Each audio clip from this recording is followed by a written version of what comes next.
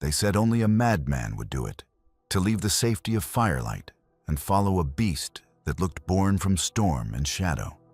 But when a weary cowboy locked eyes with a black stallion the size of a legend, he felt something shift. Step by step, he let the animal lead him higher into the mountains, through snow and silence, until the trees parted to reveal a house no man had lived in for decades. The boards sagged, the windows gaped like hollow eyes, and the air around it carried the weight of secrets long buried. What waited inside would not just rattle the past, it would drag the cowboy into a truth so shocking it could never again be forgotten. Before we dive in, let us know where you're watching from. And if you enjoy this story, don't forget to subscribe. The mountain storm came with a vengeance, clawing down from the peaks, as though the sky itself wanted to bury the valley.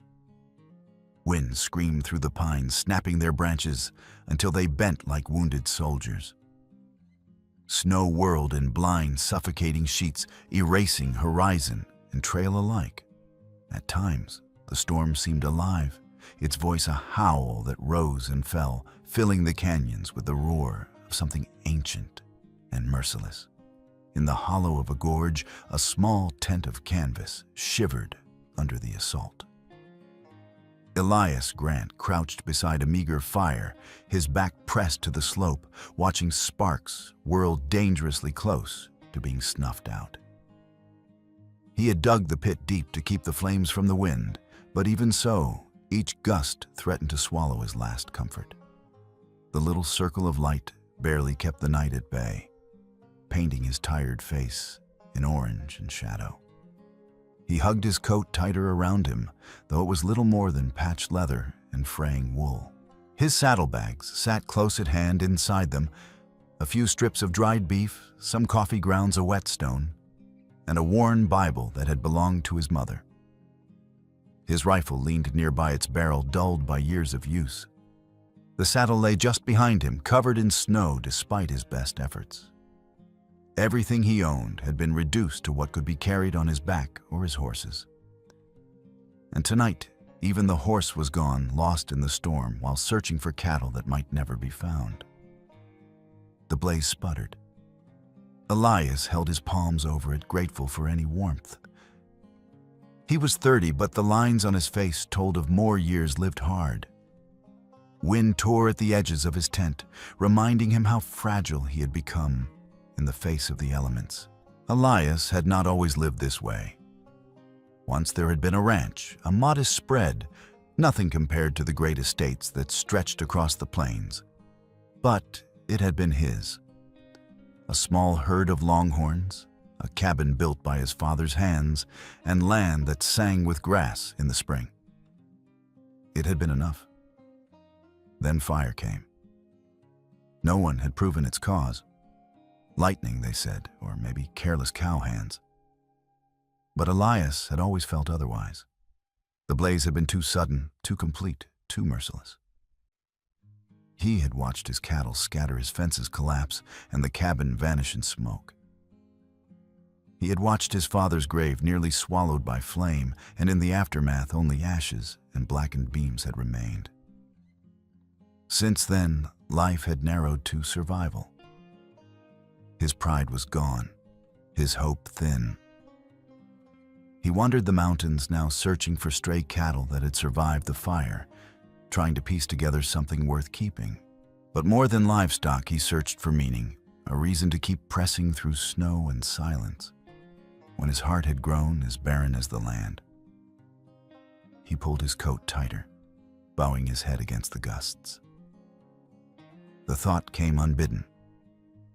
Maybe this storm will finish me. Maybe that would be easier. He shook it off, clenching his fists as if fighting the weakness. Then he heard it.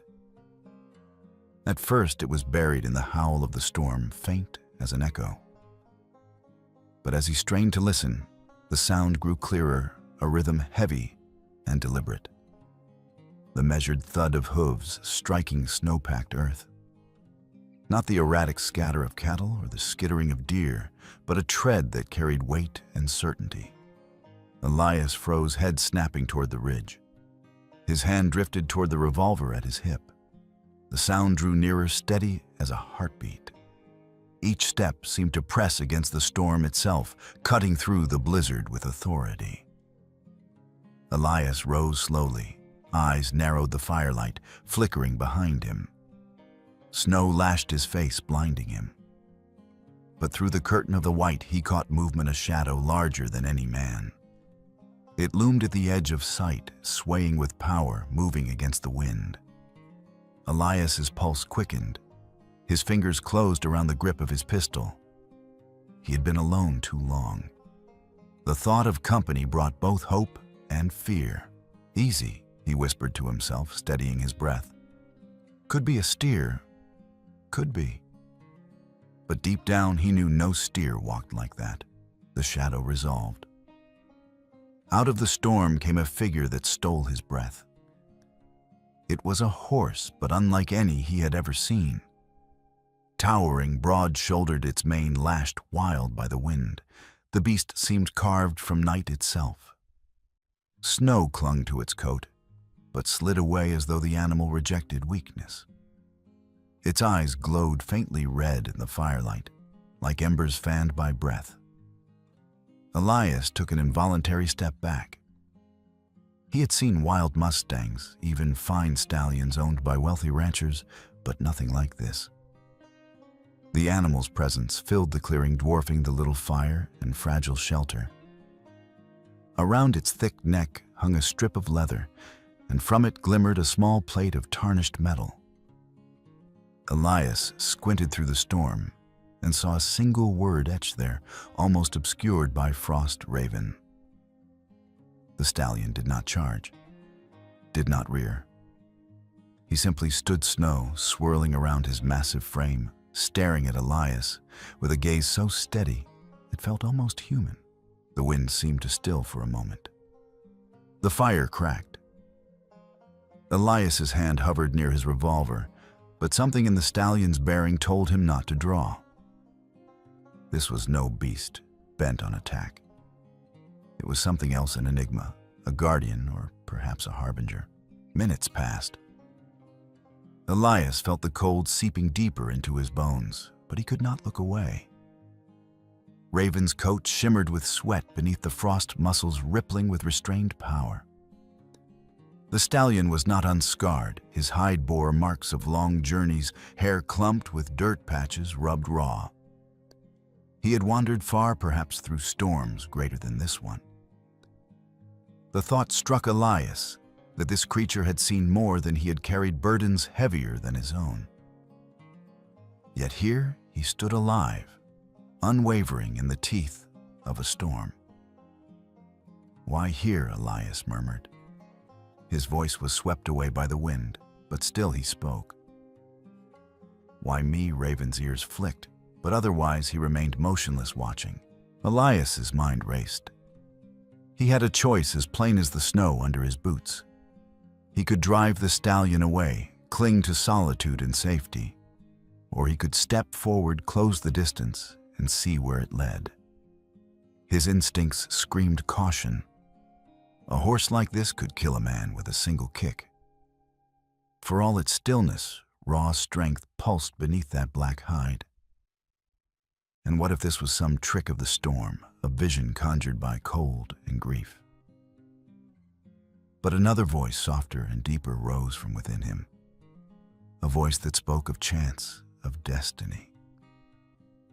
If he turned away, he would remain the man he had been since the fire, broken, wandering, lost. If he stepped forward, perhaps he would find a new path or die trying.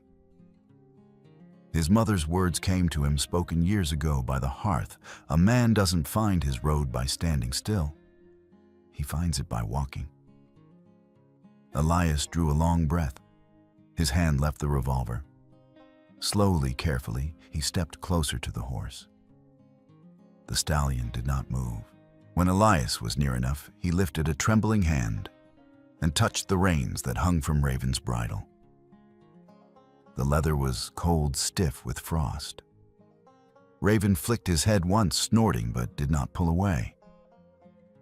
Instead, he turned, mane flying, and tilted his massive head toward the mountainside as though pointing the way. The storm had eased, but not ended.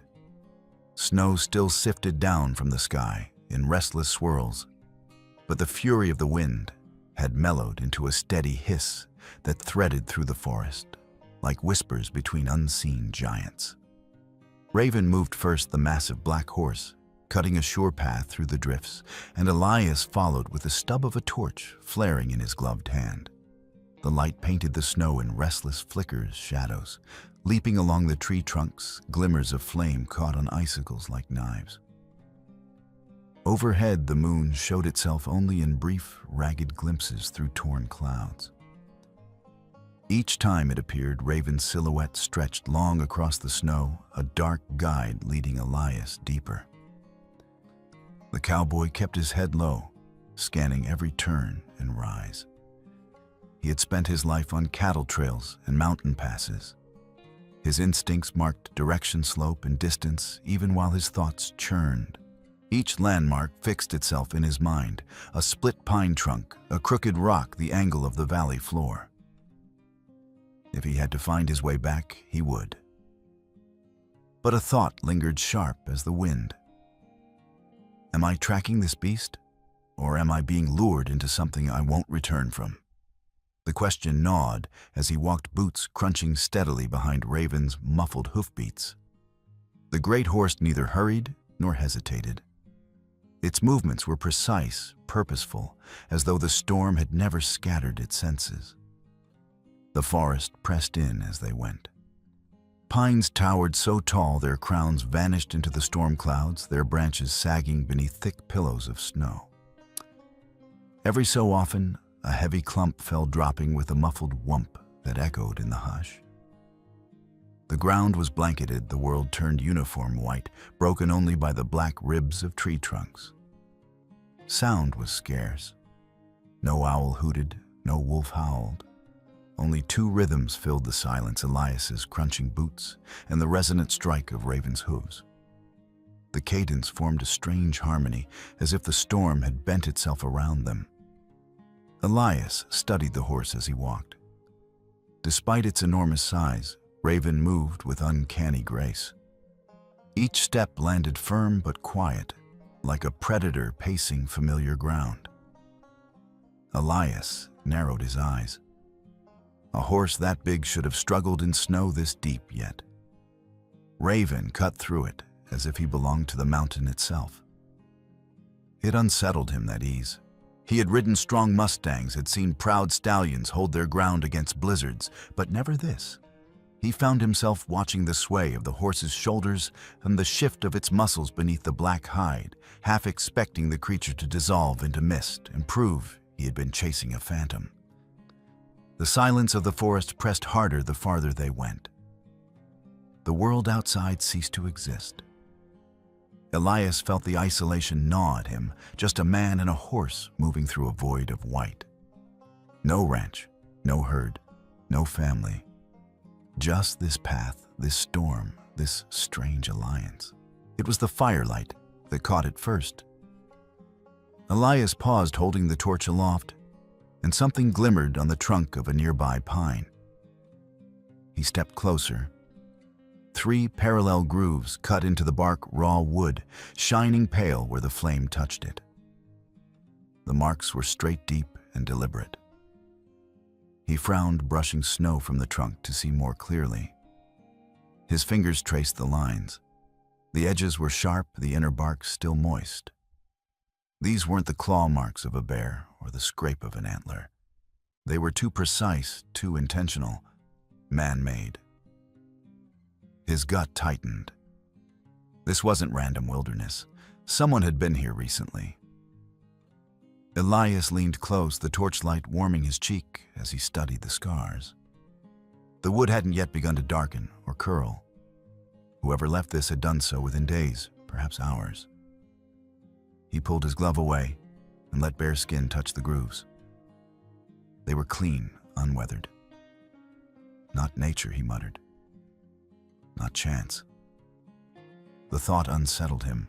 Who would cut markers this deep into trees in such a forsaken part of the range? There was no settlement nearby, no rancher foolish enough to drive cattle into these mountains during a storm.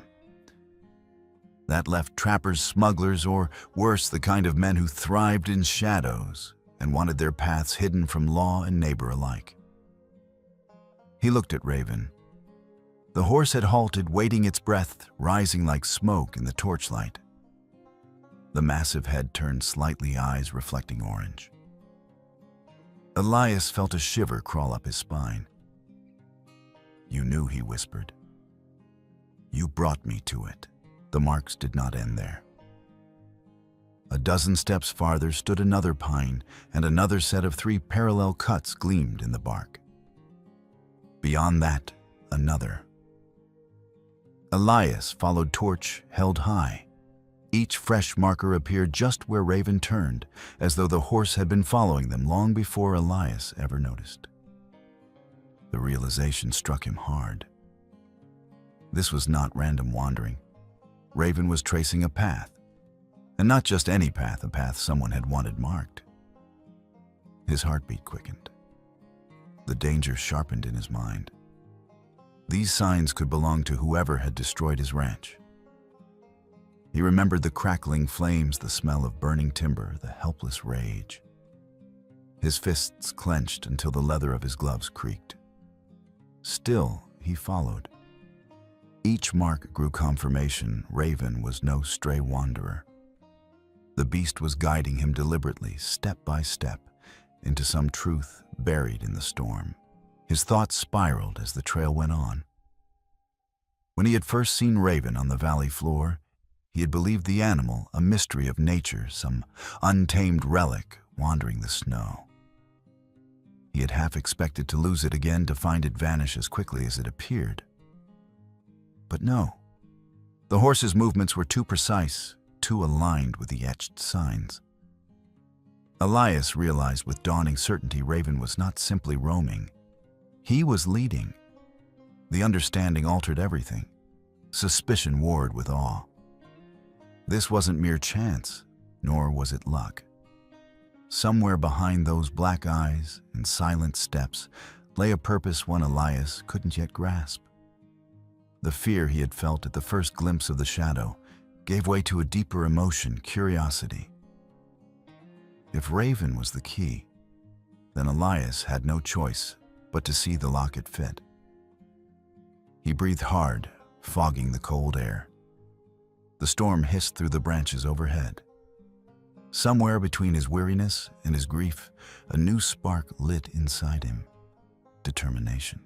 "I'll see it through," he murmured, voice muffled beneath the scarf at his mouth. "Wherever you're leading me, I'll see it through."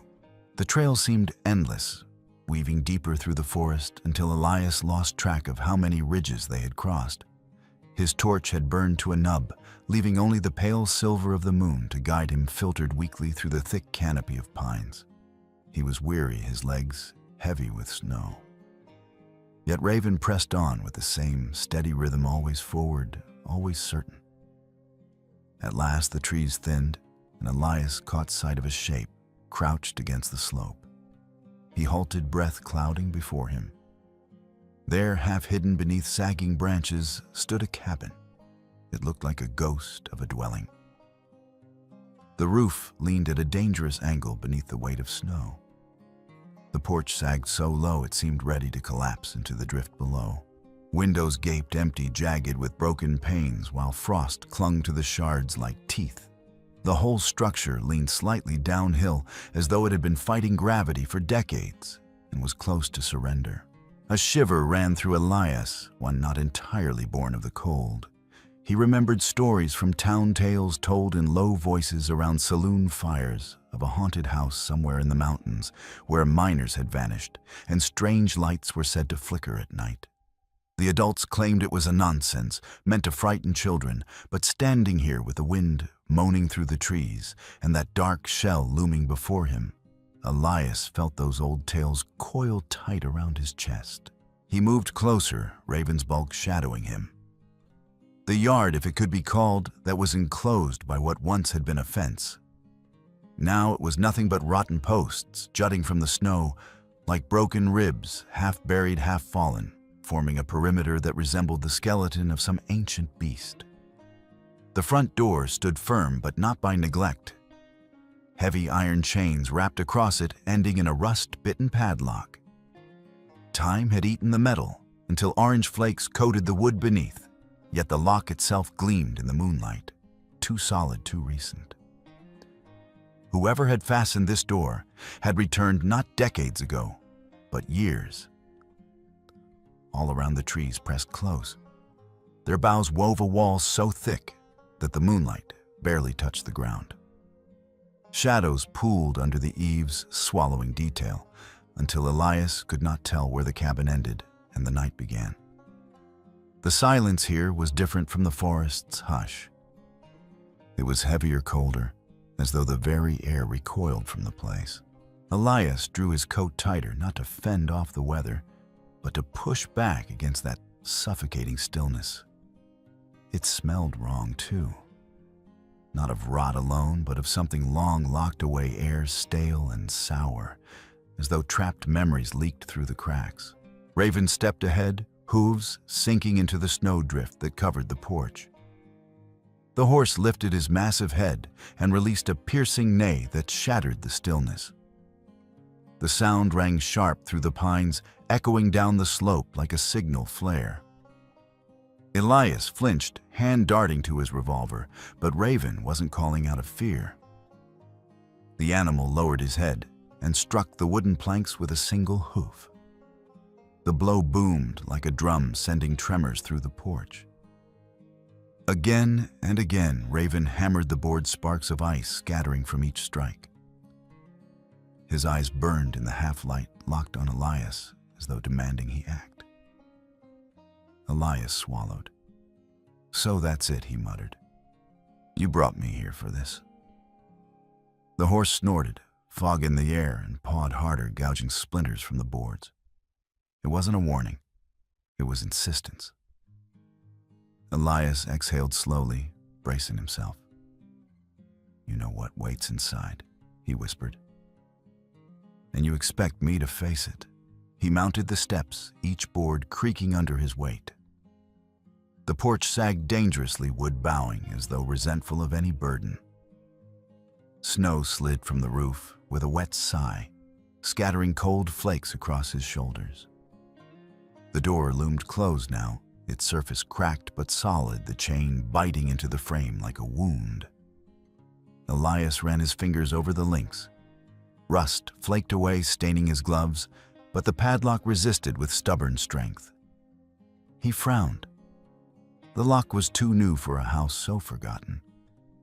Then he noticed something else. Faint impressions in the snow before the porch. Not animal tracks, but boots. The storm had half swallowed them, but enough remained to see the outline of heels and toes leading straight to the threshold. His chest tightened. Someone had been here, and not long ago. He reached instinctively for the revolver at his side, easing it half out of the holster before sliding it back with care. He needed both hands free, but the knowledge that it was loaded and within reach steadied him. The chain rattled faintly in the breeze like bones clinking together. Elias scanned the dark tree line, every sense alert. Whoever had fastened this lock might still be close. He crouched, pulling the hunting knife from his belt. The blade caught a glimmer of moonlight as he slid it between chain and wood, testing the give. The metal groaned faintly, reluctant to yield. He adjusted his grip and levered harder, teeth clenched. But before breaking it, Elias forced himself to pause. He checked the revolver again, thumbing the cylinder, confirming the weight of 6 full rounds. He inhaled deeply, the familiar smell of oiled steel grounding him. "If it's a trap," he muttered, "I won't die with empty hands." The wind shifted, forcing a draft through the cracks of the door. It carried with it a stench, cold, sour, metallic, that coiled around Elias's throat. He gagged, nearly dropping the knife. It wasn't just old wood or mildew. It was something wrong.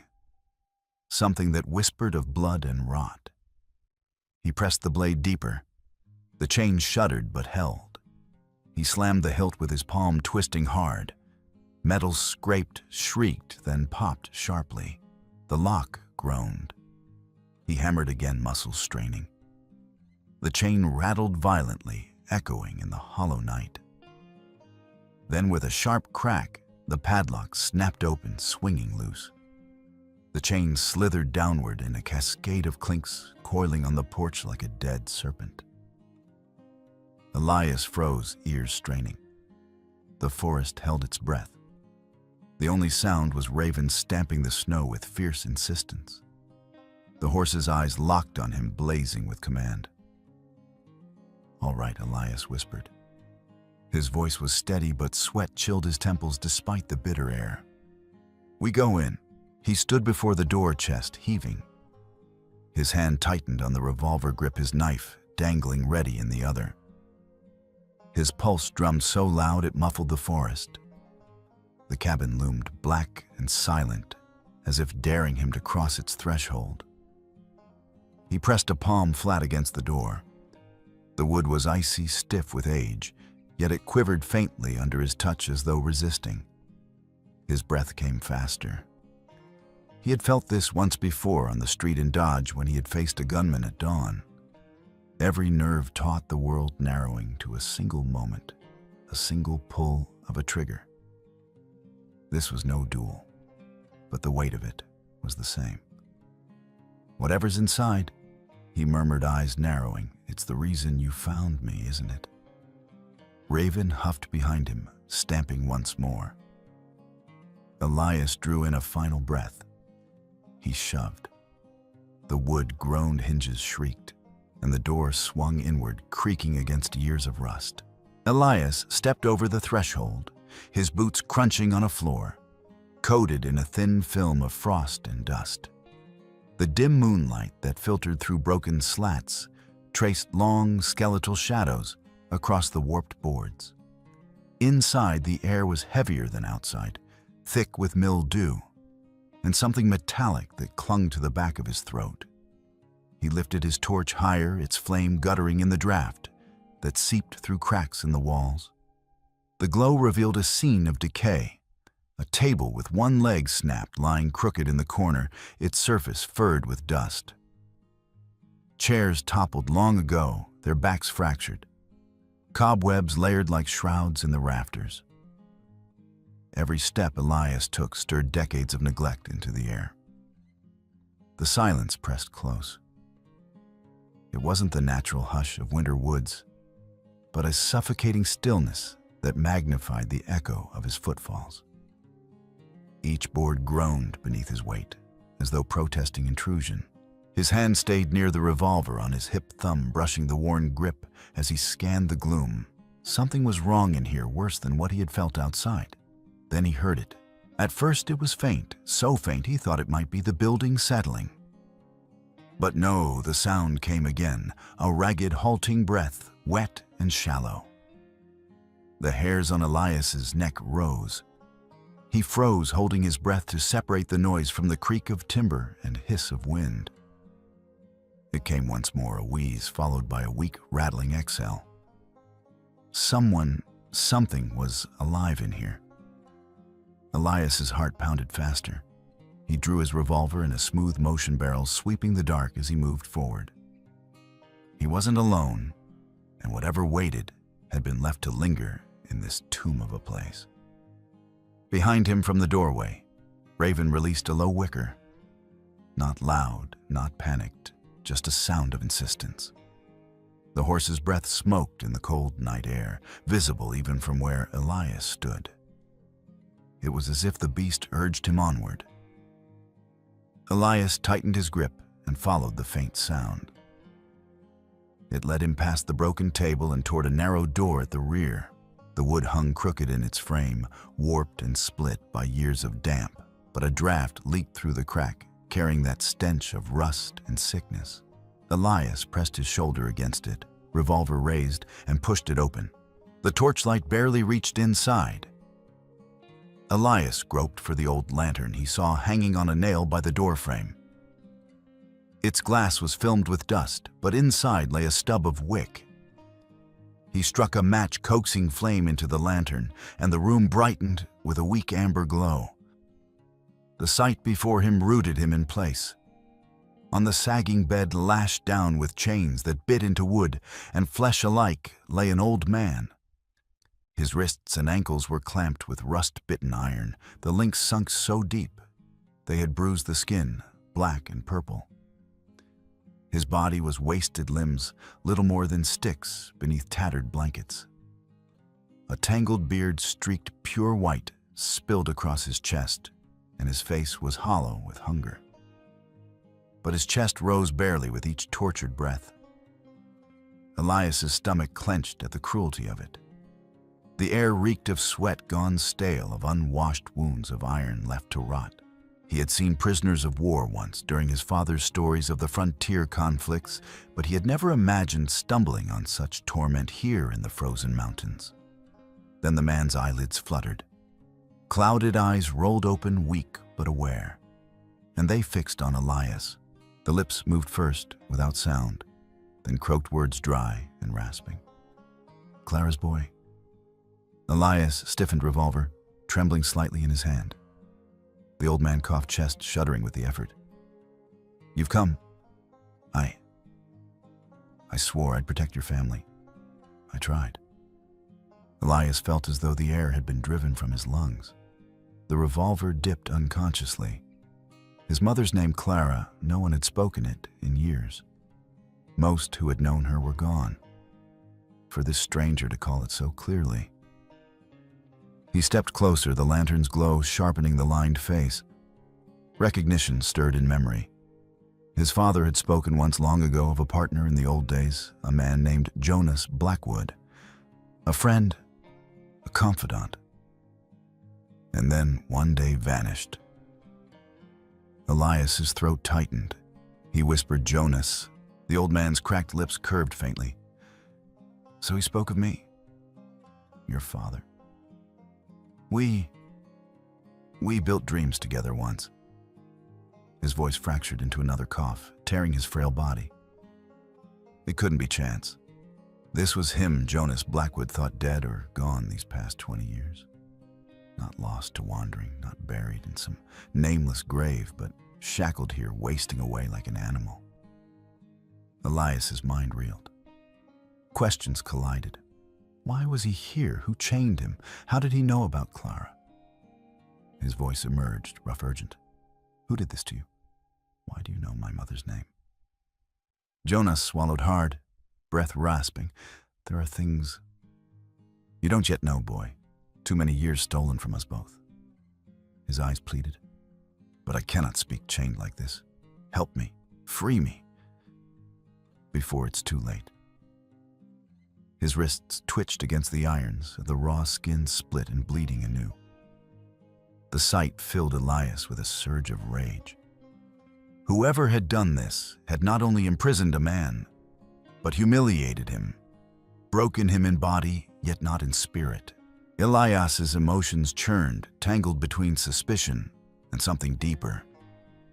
The man before him had spoken his mother's name with reverence, not malice. He had claimed a promise, a bond that tied back to Elias's own blood. The gun in his hand suddenly felt absurd, pointed at a man who looked one gust from death. His thoughts sharpened into a new clarity. This old man might be the key. The truth of the fire, the ruin of the ranch, everything. It might lie here. Elias holstered his revolver with deliberate care. His hand went instead to the knife at his belt. "Hold still," he said, voice low but firm. "You're not dying chained like this." He wedged the blade against the first iron link. The chain screeched in protest as he levered it, his muscles straining. Rust crumbled flakes showering down onto the bed. The iron bent, then gave with a brittle snap. Jonas gasped, wincing, as his arm fell free, blood rushing back into the abused flesh. His eyes shone with tears not only of pain, but of release. Elias moved to the next shackle. Jonas trembled, biting back groans, but his gaze never left the young man. Gratitude lit the clouded eyes like embers. The final link clattered free, falling to the floor with a metallic clang that echoed in the silent cabin. Elias laid a steady hand on the man's shoulder. "Rest. You're safe now." Jonas coughed again, the sound rattling in his chest, like stones shaken in a hollow tin. Elias steadied him, easing him back against the pillow of musty blankets. The old man's lips moved cracked and pale, until finally the words formed, rasped low, but clear enough. "The one who chained me here, the one who wants everything. It's Silas Cain." Elias felt the name strike like a blow to the ribs. Cain. Of course. A man who had cast his shadow over the valley for as long as Elias could remember. Wealthy, cunning, always sniffing for weakness. The Grants had crossed him more than once, over land disputes, boundary fences, even cattle drives. But his power had always insulated him from consequence. Now the pieces slid together. The greed, the fire, the way Cain always seemed to linger, like a vulture circling their ranch. Elias's suspicion buried beneath grief, and work rose sharp and undeniable. "Silas," he muttered half to himself. The taste of the name was bitter. Jonas's hand twitched, fingers curling weakly toward Elias's arm. He's wanted it for decades. Watched every move, waited for the chance. Not for land, not for cattle. For something else, something hidden. Elias leaned closer, brow furrowed. What? The old man drew a ragged breath, his eyes glinting with the fire of memory. The mine boy. The silver in these mountains. Elias blinked, stunned by the bluntness. Silver Jonas's gaze drifted past him back through the years. His voice gained strength, drawn from the need to tell it, before breath failed him. "Long ago, before you were born, your father and I stumbled on it. A vein deep in the range, richer than anything we'd seen. Not the kind of scattered ore the prospectors scratched for. No, a river of it buried under stone." He coughed hard, hacking, until Elias pressed the lantern closer and steadied the blanket. Still, Jonas went on. "We swore to keep it secret, to work it slowly with care. Your father said the land meant more than money, that rushing men in would ruin it, tear apart the valley. So we kept it hidden, mapped it, marked it, then locked the map away. And Cain found out," Elias whispered. Jonas's eyes hardened. By chance. Or maybe he always had an ear for gossip. Either way, he learned enough to hunger for it. And from then on, he never let go. He's waited all these years circling, scheming. The fire at your ranch, the disputes, the pressure, it all ties back to that mine. Elias felt the weight of the revelation crush him. His fists clenched against his knees. All this time they'd been pawns in another man's hunt for silver. Jonas swallowed his breath shallow. His voice softened. "But it was Clara, your mother, who saved it. She was cleverer than either of us. When Cain pressed, when he tried to corner your father, she stepped forward. She hid the map. Only she knew where. She told us, as long as the map stays safe, Cain can never claim what's ours." Elias's throat tightened at his mother's name. He remembered her bent over the fire, mending his shirts, humming softly to herself. He remembered the way she steadied his father when tempers flared. To him she'd been mother, gentle and strong, but never had he imagined she bore such a burden. Jonas's cracked lips trembled into something like a smile. She was the heart of it, fierce as a hawk when it came to her family. Cain threatened, bribed, tried every trick, but she never yielded. She carried that secret to her grave, I think. And because of her, he never got what he wanted. Elias's vision blurred. He blinked, fighting the sting in his eyes. All this time. She wasn't just holding us together. She was guarding something bigger. Something he killed for.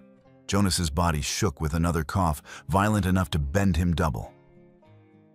Elias steadied him until it passed, then the old man whispered with renewed urgency, "You must know the truth.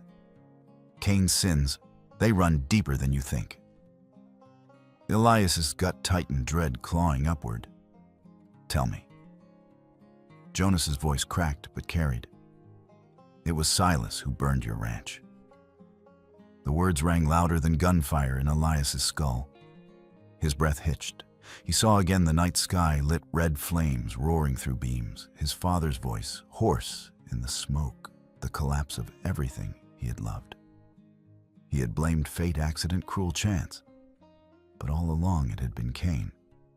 His hands curled into fists so hard the leather of his gloves creaked. His revolver weighed at his side like a promise. Fury surged hot and wild, begging release. Jonas reached for him, fingers trembling, gripping his arm with surprising strength. "No," the old man croaked. "Not rage. Rage will kill you as surely as his bullet. Truth, that's your weapon. Bring him down with truth." Elias's chest heaved. He wanted to roar, to storm out and find Cain this very instant. But Jonas's words cut through the red haze. The truth, that was what Cain feared most. Exposure, justice, not a bullet in the dark. Elias forced air through his teeth, steadying himself. "He'll pay," he swore.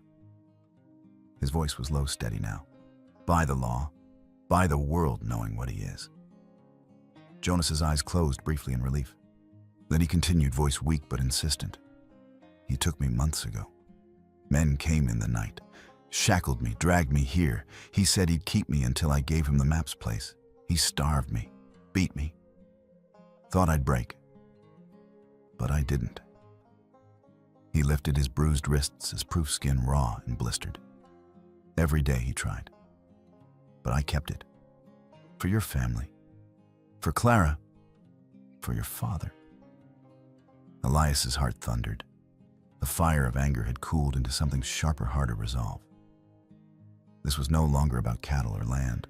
It was about legacy, about betrayal, about a crime that stretched back decades. He leaned forward, voice low but steady. "Then we'll finish this, Jonas. You kept the secret. Now I'll carry it. And Silas Cain will answer for what he's done." The old man's lips trembled, but his eyes shone with fierce light. "Good boy," he whispered. "Clara's boy." The sound reached them first. Crunch, crunch. Heavy boots pressing down on the frozen crust of snow, the rhythm too deliberate to be chance. Elias's head jerked up. Every muscle in his body went taut. Outside, Raven's reaction was instant. The stallion's mane bristled, and he screamed a shrill, furious cry that split the night. The thud of hooves pounded against the porch, shaking the wooden planks. Elias knew the animal wasn't panicked, he was warning them. Elias moved fast. He snuffed the lantern, plunging the cabin into gloom, and pressed a finger to his lips. Jonas, half slumped on the bed, nodded weakly, his labored breath the only sound inside. The steps drew closer, the snow crunching like bones under pressure. Then came another sound, metal clinking softly like the sway of weapons in a leather rig. The cabin seemed to shrink, every crack and shadow pressing close around them. Elias drew his revolver, halfway from the holster, pulse hammering. He had no illusions who it could be. The storm had delivered more than a wounded friend. It was delivering the devil who had caused it all. The door slammed open. Wind blasted through swirling snowflakes into the room. A shaft of yellow light cut across the dark as the intruder raised a lantern high. Silas Cain filled the doorway. He was a broad man, heavy in the shoulders and thick in the gut, but nothing about him sagged. His face, lined by years of hard living, was still set in firm, commanding angles. A trimmed beard framed a mouth curled in what might have passed for a smile, if not for the eyes above it, sharp, pale, and pitiless. An expensive fur coat draped across his back white fox against the soot-dark cabin. Beneath it gleamed the fitted leather of a hunter's vest. At his hip rested a revolver, polished steel catching the lantern light with a casual menace. He stepped inside, boots thudding confidently against the boards and the doors swinging closed behind him. His eyes swept the room, lingering on Jonas in the bed, then on Elias. "Well now," he said, voice smooth but edged. "Looks like I've stumbled into company." He walked with unhurried ease, the lantern casting grotesque shadows along the walls. Outside, Raven shrieked again, stamping so hard the ground trembled. The sound carried through the thin walls, and for the briefest instant, Silas faltered, his eyes narrowing toward the door. But the pause passed quickly. He set his shoulders and smirked, as if the defiance of a horse couldn't rattle him. He turned his gaze back inside. "Guests uninvited, I see." "Tisk, Jonas. I leave you alone for a few hours, and you've gone and filled the place with strays." Elias's revolver stayed holstered, but his hand gripped the handle, tight knuckles whitening. He shifted his stance just enough to ground himself, ready for a draw, if it came to that. His voice remained level. "You've been expected, Silas." The man chuckled softly, shaking his head. "The Grant boy. I thought I smelled smoke of that bloodline the moment I saw you. You've got your father's jaw. Shame he isn't here to scowl at me himself." Elias's teeth clenched. Rage clawed up his throat, but Jonas rasped from the bed, voice harsh, "Don't let him bait you, boy. He feeds on it." Silas shifted the lantern in his hand, pretending to notice the frail man only now. "My dear uncle," he drawled, "you look worse each time I visit. I worry about you, you know. So much that I've brought medicine." He strode to the table and dropped a small canvas pouch onto it. The thump rang hollow. Inside were a few glass vials and a chunk of stale bread edges spotted green. Silas spread his hands as if he had delivered treasure. "There, tonic for your cough. And supper. Don't say I've never taken care of you." Jonas barked a laugh that turned to a wheeze, then another cough. His eyes blazed hatred through the weakness. "You've brought nothing but chains and lies, boy. Don't pretend otherwise." Silas tilted his head, the smirk never leaving his mouth. "Ungrateful as ever. I could have left you to rot long ago. But I kept you safe here, didn't I? Fed you, clothed, you kept a roof over your head. And this is the thanks I get." Elias saw it then, plain as day. The oily charm, the practiced tone of false generosity. It was a mask stretched over cruelty. Everything about Silas radiated control, possession, as if the world itself were his property, and he tolerated others only on his terms. Elias stepped forward, his boots grinding on the dusty floor. "He's not under your control anymore, Silas." His voice was iron, his revolver glinting in the lantern's light as his hand shifted closer. Silas turned, studying him, as one might a new piece of cattle up for auction. His grin widened. "So it's true then. The Grant whelp still breathes." His eyes narrowed to slits. "You've got your father's fire, but fire burns out quick. Ask him." "Oh wait, you can't." The barb struck like a lash, and Elias's jaw tightened. His thumb itched to cock the hammer to end the man here and now. But Jonas's frail voice rose again, urgent. "Steady, Elias. Don't let him twist your heart. That's his weapon." Silas chuckled low, clearly pleased at the tension thickening the air. He took another step, nearer lantern, swinging like a pendulum. His shadow loomed enormous on the wall. The pretense slipped.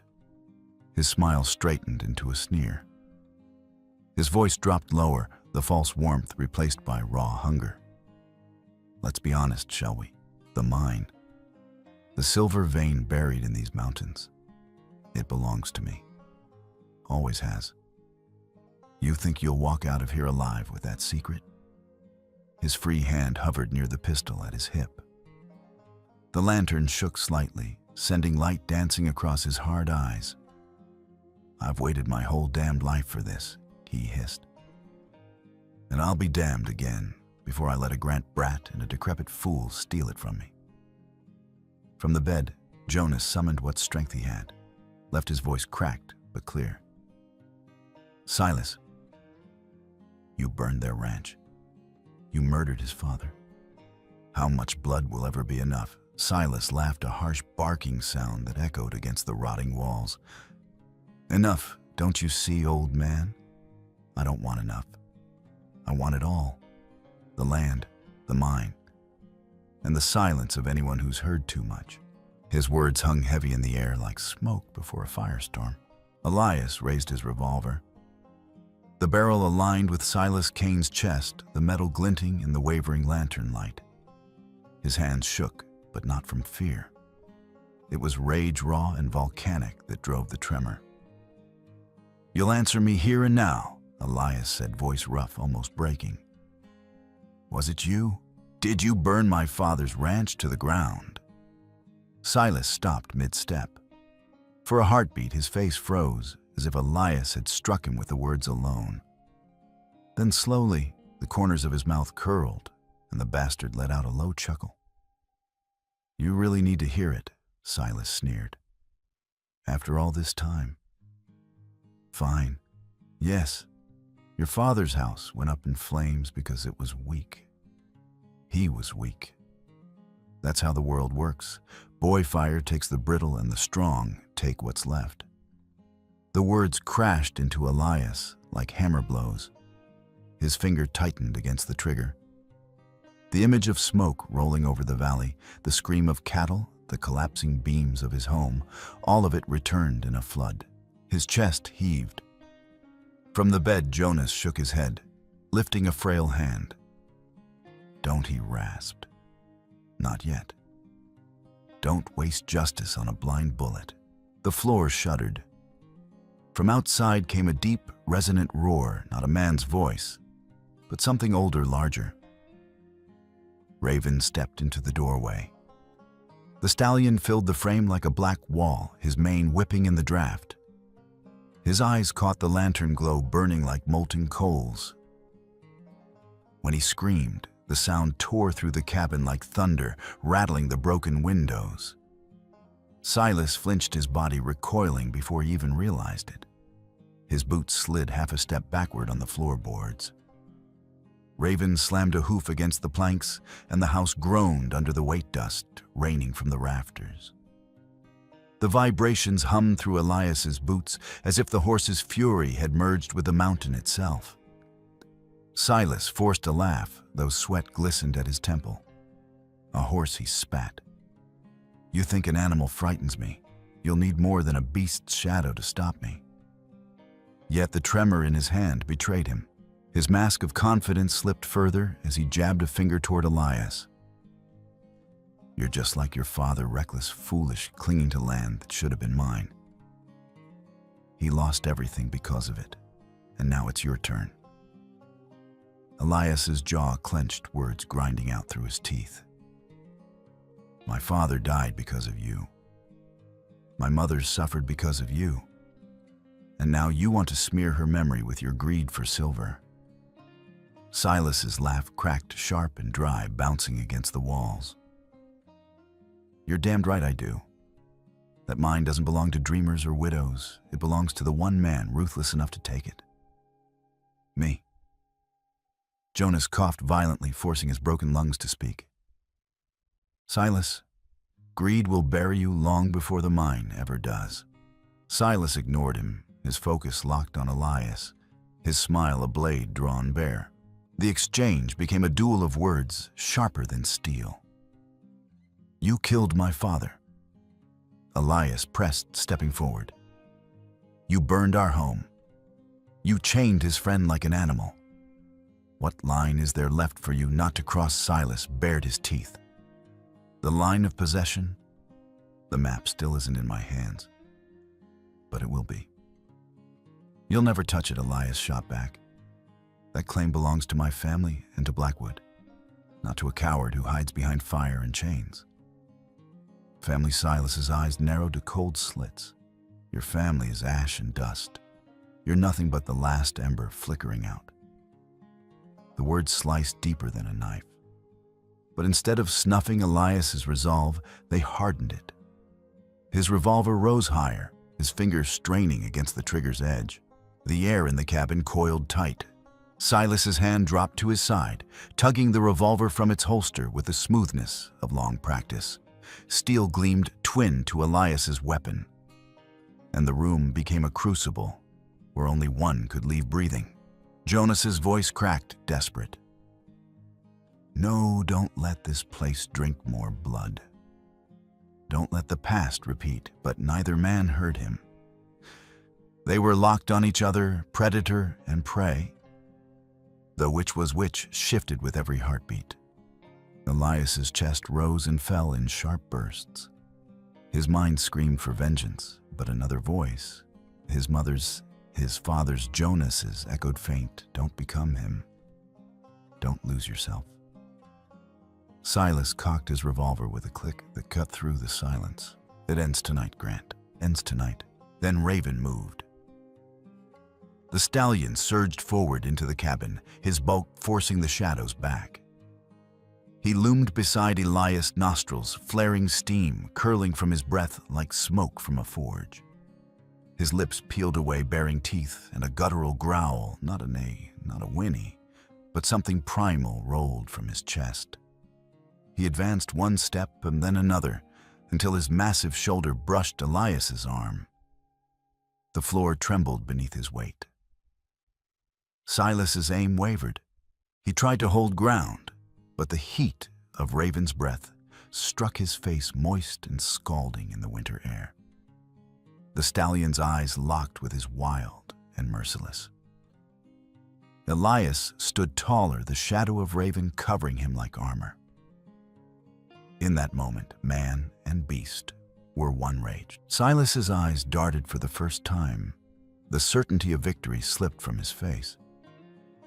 His lips curled into a grimace, sweat mixing with soot on his brow. Then slowly, almost deliberately, his gaze fell upon the oil lamp still glowing on the crooked table. Jonas saw it first, his frail body convulsed with a cough, his voice ripping through the tension. "No, Silas, don't you dare." Silas's smile returned, but now it was jagged, desperate, sharpened by the edge of madness. His hand snatched the lamp flame trembling behind the glass as he lifted it high. "If I can't have the mine," Silas growled, his voice guttural, "then no one will. Not you, not him, not anyone." "Put it down," Elias warned, revolver steady. His heart thundered in his ears. But Silas only narrowed his eyes, bared his teeth, and with a roar hurled the lamp to the floor. The glass shattered with a shriek. Oil splattered across the boards, and in an instant the fire leapt like a starving predator set free. Orange tongues licked greedily at the dry timber. The room erupted with a violent crack, shadows flinging themselves across the walls. The cabin was no longer a prison. It was a pyre. Flames streaked outward like veins of molten light, devouring the brittle planks, igniting old cobwebs that burst into sparks. Within seconds, the air thickened with black smoke, acrid and biting, clawing into Elias's lungs. The heat pressed against his skin, stinging, suffocating. Raven shrieked from the doorway, rearing high, his hooves hammering against the ground. Sparks leapt into his mane, but the stallion shook them loose with violent tosses of his head. His scream was a war cry, primal and furious. Elias coughed hard, dragging Jonas from the bed, but their feet tangled in the broken chains.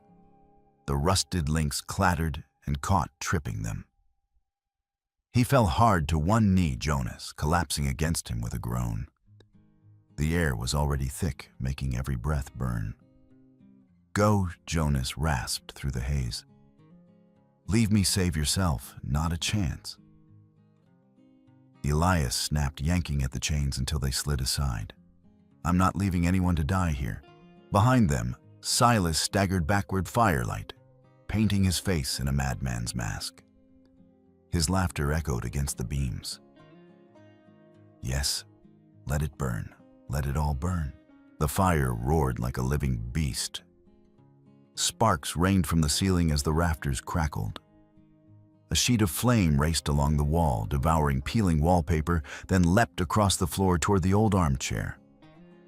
Jonas shivered violently, covering his face with a trembling hand. "Don't let him go, Elias," he croaked. "If he escapes, he'll come back. He'll never stop." Elias's gaze swung between the two, the weakened elder barely able to breathe, and the man who had murdered his father and stolen his family's land. Silas's shadow twisted against the flames as he edged toward the doorway. He still held his revolver, the steel glinting faintly, his smile feverish. "Choose, boy, me, or the old relic on your back. You can't have both." The ceiling above groaned with a splitting crack. Ash and sparks poured down, and Elias knew he had only moments. His finger tightened on the trigger, the barrel steady on Silas's chest. Jonas's voice trembled through the chaos. "Listen to me. Don't waste yourself on hate. Justice is truth, not blood." The words cut deeper than any bullet. Elias's revolver lowered. His heart hammered, but his decision was clear. "We're leaving Jonas," he said, shoving the weapon back into its holster. "I won't let you die here." The chains rattled free as Elias bent low. With a grunt, he lifted Jonas onto his shoulders. The old man weighed less than he expected, his body gaunt from months of starvation and abuse. Yet every step Elias took with him felt like carrying the weight of history itself. Jonas's voice was a broken whisper against his ear. You're like your father, always putting others before vengeance." Elias ducked low, weaving between flames that clawed at him with greedy fingers. Smoke curled around his face, blinding him. His eyes streamed tears that seared his vision. He pressed a sleeve to his mouth, each breath like swallowing fire. Through the storm of heat, Raven appeared. The stallion pushed deeper into the cabin, massive body silhouetted against the inferno.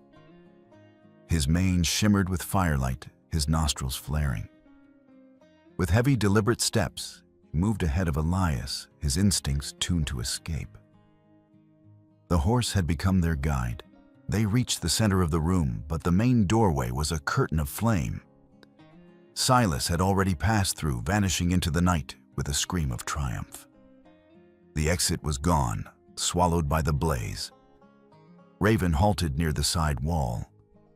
His ears flattened, his head lowering as his muscles tensed. Elias understood even before the stallion struck. With a violent crash, Raven rammed his shoulder into the boards. The wall shuddered, dust and embers spilling like blood from a wound. Again, Raven struck his body, coiling with brute force. The sound thundered over the roar of the fire. A crack split the wall, moonlight flickering through. Cold air rushed in, slicing through the suffocating heat. "Yes," Elias gasped, his lungs drinking the fresh draft. "That's it. Do it again, Raven." The stallion drew back once more, eyes blazing, and slammed forward with all his might. The wall gave way in a shriek of splintering timber. Planks exploded outward, tumbling into the snow beyond. A jagged opening yawned wide, showing the dark sky and the silvery drape of moonlit forest. "Hope. Go," Elias shouted, stumbling forward with Jonas across his shoulders. The night swallowed them as they stumbled into the open lungs, heaving against the cold. The air outside was a cruel shock, frozen knives slashing their faces, stealing what little breath they had left. Behind them, the cabin burned like a beacon of hellfire, its timbers shrieking as flames climbed high into the sky. Snow hissed and melted where sparks rained down. Smoke billowed upward, staining the stars. Elias half-dragged, half-carried Jonas into the drifts, easing him onto the ground. The old man's chest rose in shallow spasms, each breath a rasp. He coughed, eyes watering from the smoke still clinging to his lungs. We lived, Jonas' whispered voice threadbare. His frail hand groped for Elias's arm, clutching weakly. We're alive. Elias gripped his shoulder hard. He wanted to believe it, to breathe relief, but his instincts didn't let him. The night wasn't finished. There was still danger in the shadows of the blaze. And then he heard it, a crash of timber splitting, a roar from within the inferno. Elias turned sharply, revolver drawn, heart plunging. From the rubble, a man came hurtling through fire and smoke. Silas Kane burst into the snow like a demon flung from the pit. His coat was aflame, fur scorched and curling. He staggered, rolling violently in the drifts, smothering the fire with desperate jerks of his arms. Steam hissed as snow met burning cloth. When he rose again, he was a monster in rags, hair singed to patches, skin blackened with soot. But his eyes still blazed. The map, he screamed, spit flying. His voice cracked but carried over the roar of the collapsing cabin. Give me the map, it's mine. His hand shook as he raised his revolver barrel, glinting under the moonlight. His aim was erratic, his arms weak, yet the madness in his face made it no less deadly. Raven moved before Elias could. The stallion reared high mane, whipping like a storm cloud, and let loose a scream that rolled like thunder down the slope. His massive body cut between Silas and the other's hooves, striking the snow with booming force. His eyes burning like coals locked on the man who had nearly killed them all. Silas flinched his arm, quivering finger half squeezing the trigger but refusing to fire. For the first time that night, his bravado faltered. Elias lowered Jonas gently back into the snow and stepped forward, revolver steady in his grip. His voice thundered across the frozen clearing. Drop it, Silas.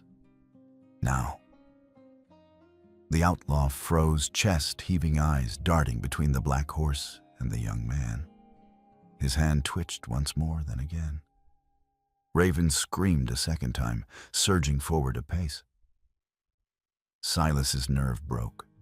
The revolver slipped from his grasp and vanished into the drifts with a muffled thud. Elias closed the distance in 3 strides. His boots smashed the weapon deeper into the snow as his free hand tore up the broken chain that had once bound Jonas.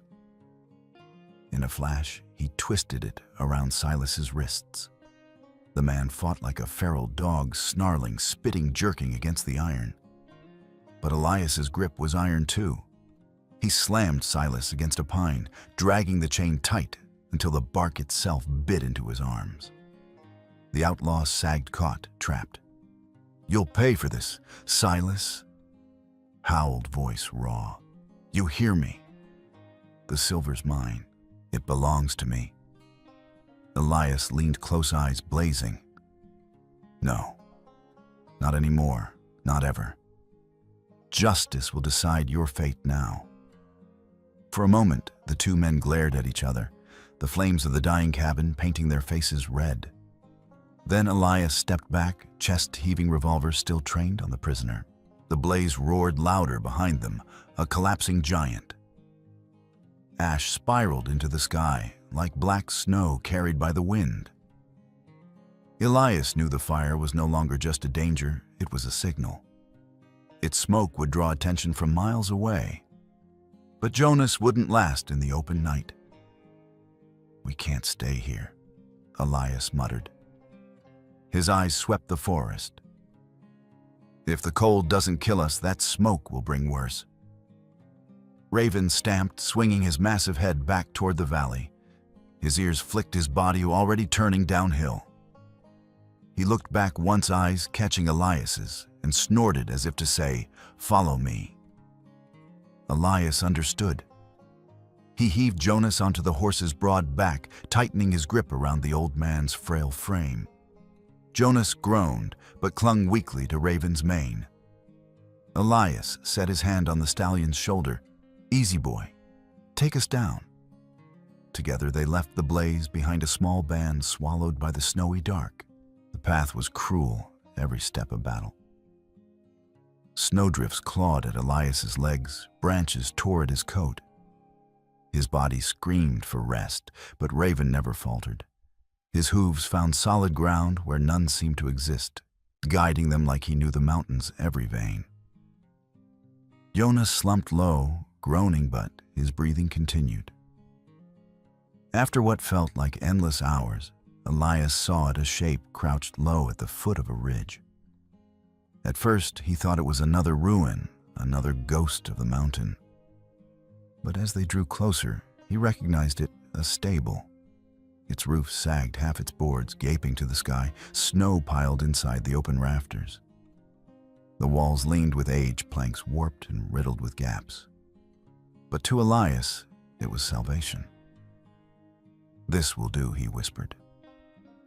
He pulled the door wide. It creaked and groaned, but it held. Inside was dry enough shadowed, but sheltered from the wind. The air smelled of rot and old straw, but it was refuge all the same. Elias guided Jonas inside, lowering him carefully onto a mound of hay. Raven circled the perimeter, once nostrils flaring before settling heavily by the doorway, his body a living barricade. For the first time since the fire, Elias allowed himself to breathe. He went to work. Splintered boards lay scattered in the corner, brittle and ready for flame. He stacked them with armfuls of straw, sparked flint against steel, and coaxed a fragile flame to life. Soon a small fire licked the shadows, its warmth chasing the ice from the air. The glow washed over Jonas's face, carving deep lines into his hollow cheeks. His trembling, slowed color returned faintly to his lips.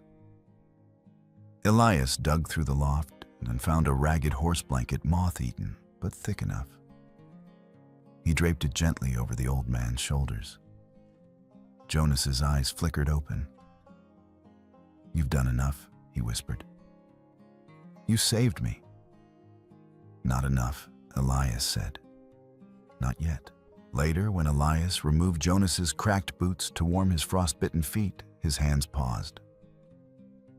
The stitching inside caught his eye, tight, deliberate, not the crude mending of a rancher's shoe. He frowned, sliding a thumb over the seam. "What's this?" he muttered. Pulling his knife, he slit the leather carefully.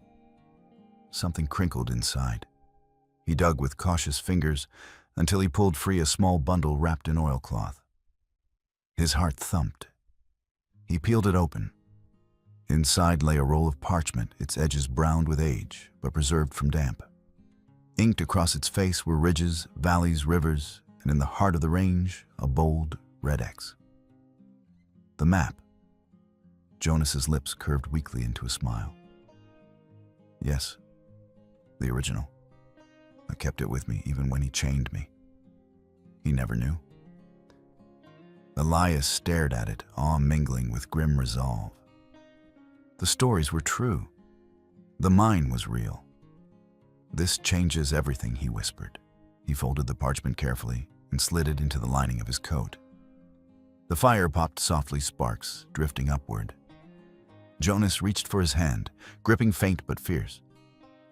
"You are the last hope," Jonas murmured. "Do not let Silas take it. Do not let him win." Elias's grip tightened. "I won't. I promise." At the doorway, Raven huffed, shifting in the straw. His body blocked the cold, his ears flicking his presence a constant sentinel. The stallion's breath steamed in the firelight, his eyes watchful even in rest. Outside, the blaze on the mountain dwindled to embers, only a faint red glow staining the snow. The valley lay hushed again, waiting. Inside the ruined stable, 3 survivors leaned against the warmth of a fragile fire. Man, elder, and beast, bound by fate, by loss, and by the secret they carried into the coming dawn. The first light of dawn bled slowly across the mountains, painting the snow in hues of rose and gold. The storm had passed, leaving the world silent, crystalline, and unbearably bright after the long night of fire. Smoke still curled from the ruins higher up the slope, a dark scar against the pristine whiteness.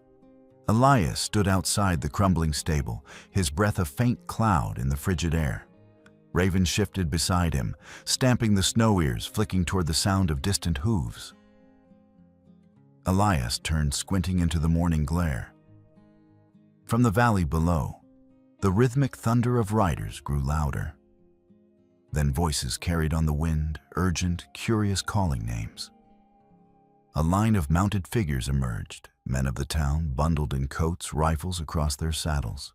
At their head rode the sheriff and a town doctor, both faces grim with the weight of rumor. They had followed the smoke, followed the trail of hoofprints stamped by Raven. And when they reached the broken stable, their eyes widened in disbelief. Jonas Blackwood, gaunt but alive, sat wrapped in blankets by the fire Elias had built. And Silas Kane, bound to a pine by rusted chain, glared at them all with feral eyes. The townsfolk gasped, muttering in shock. No tale spun in the saloon could have prepared them for this sight. The sheriff swung down from his saddle. "By God," he whispered, stepping toward Jonas. "We thought you dead 20 years gone." Jonas lifted his head, his voice a rasp, but steady. Nearly was, but not yet.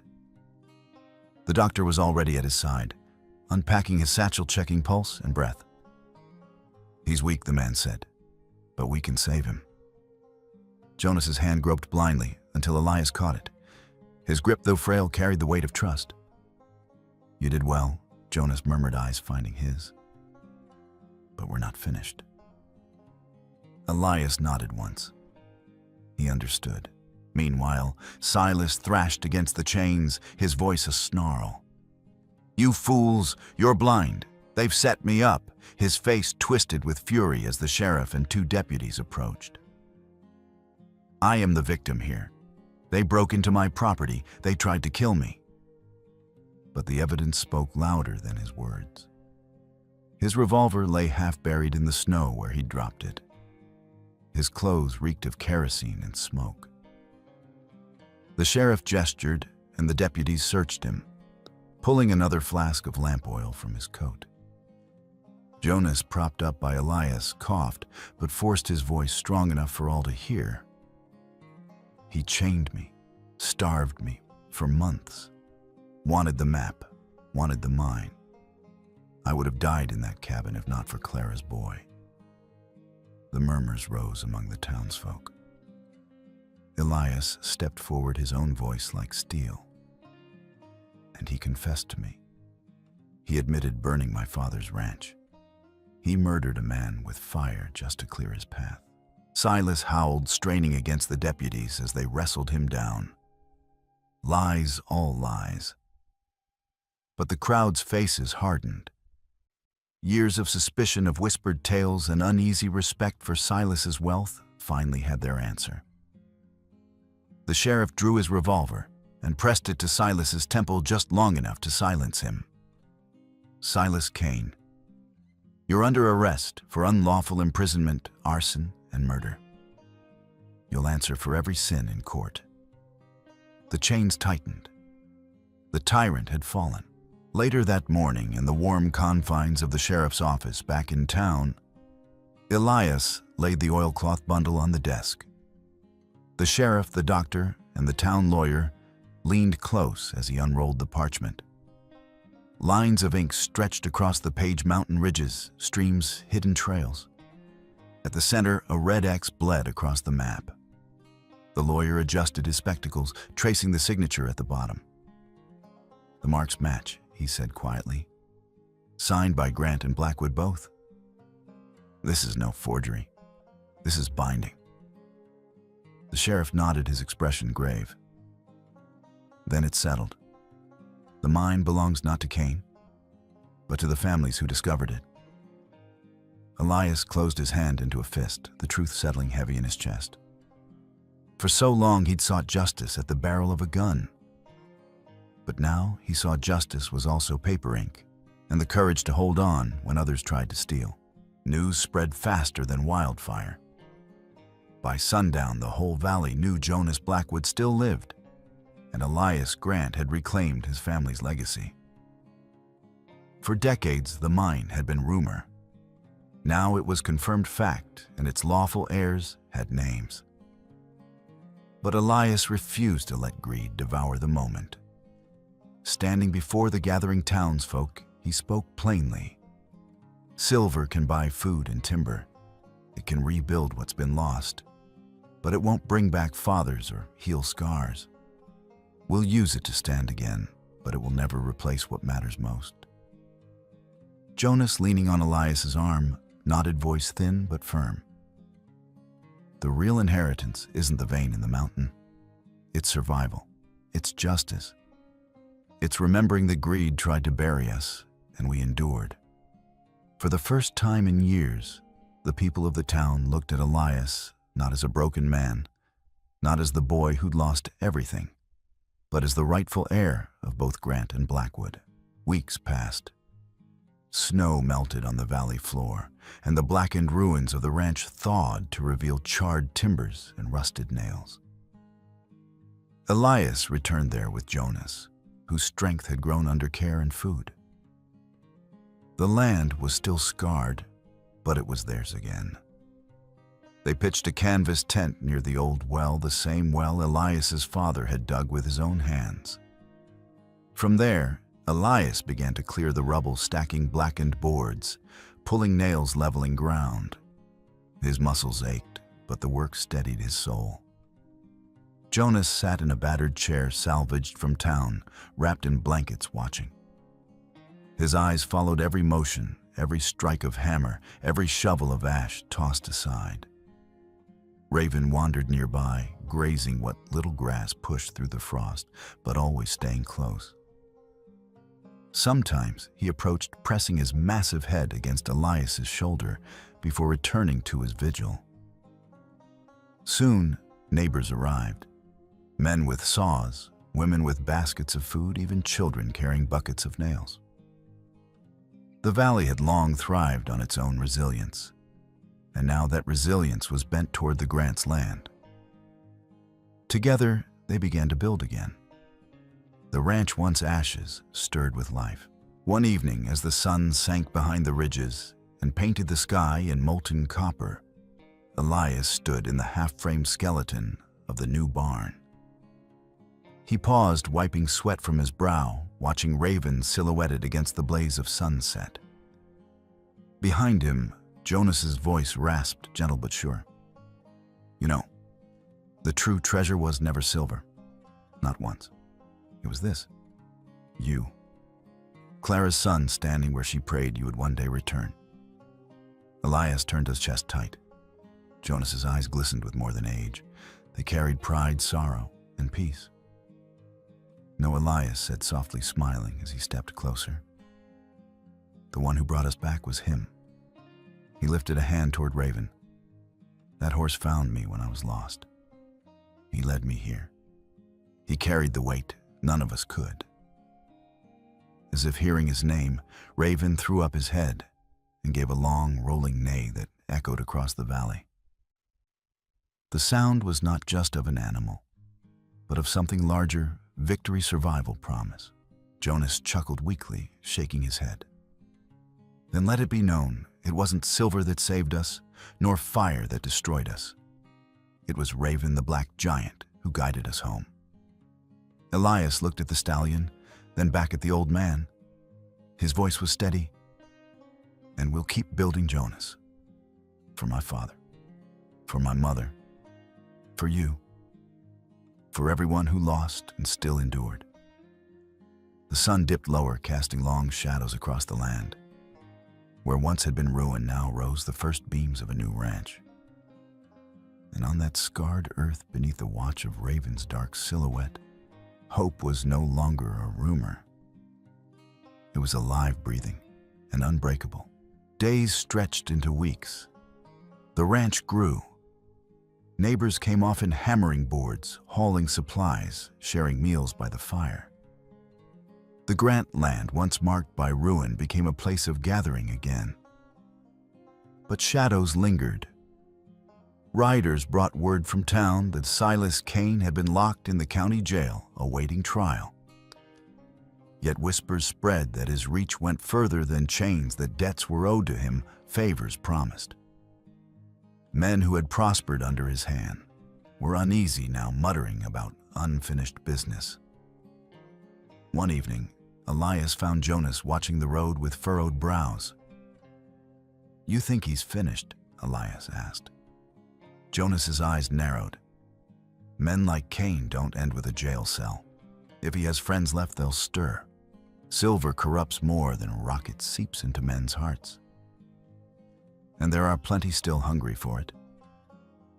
Elias glanced at Raven, who stood at the corral's edge, staring into the distance, as though he too sensed something moving beyond the horizon. "If they come," Elias said quietly, "we'll be ready." At dusk, Elias walked alone into the pasture. The wind carried the scent of pine and ash, the mingled smells of death and rebirth. Raven approached him, massive head lowering, until his breath warmed Elias's cheek. The cowboy laid a hand on the stallion's neck, feeling the steady pulse beneath the black hide. "You brought me here," Elias murmured. "Through the storm, through fire, through everything. You knew where I needed to be." Raven snorted, tossing his head, and Elias almost thought he understood. He gazed toward the mountains once more. They loomed vast and inscrutable, their ridges painted in the last light of day. Somewhere in their shadow lay a vein of silver that could change everything or destroy it all over again. Jonas's words echoed, "Don't let Cain decide for you, even from a cell." Elias clenched his fists. "Then I'll decide," he whispered, "on my terms, not his." Raven reared suddenly, hooves striking sparks from the stones, his cry ringing across the valley like a trumpet. Elias steadied him, smiling faintly. It felt like a challenge and a promise. The night settled over the ranch, stars breaking through the dark. Jonas dozed by the fire, the map hidden once more, and Raven stood guard outside his shadow, cast long under the moon. The story was not over. The mine was still there, the hunger of men still circling. But the ranch breathed again. The family's bloodline endured. And in the heart of the cowboy who had lost everything and found his way back, a fire burned, not the fire of vengeance, but of purpose. Where it would lead, he could not yet know. But with Raven at his side, he was ready to ride into it. Thank you for staying with us until the end of this story. We'd love to hear from you. Share your thoughts in the comments below and let us know your favorite part. If you enjoyed the journey, don't forget to like, share, and subscribe to our channel for more captivating stories like this one. And don't miss out. Hit the notification bell so you're always updated on our latest content. Your support truly means the world to us.